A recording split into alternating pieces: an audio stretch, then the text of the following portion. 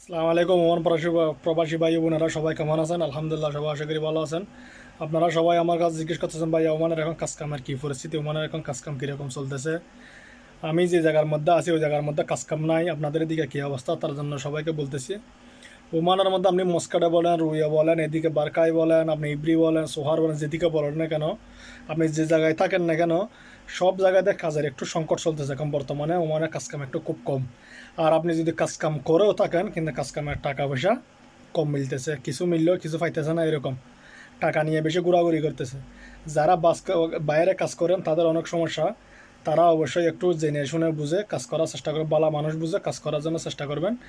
আর ওমানের মধ্যে এখন দোকানপাটে কাজ করতে হলে আপনারা দেখে শুনে কাজ করবেন। অনেক চেক চলতেছে এখন বর্তমানে, চেকিংয়ের সমস্যা চলতেছে।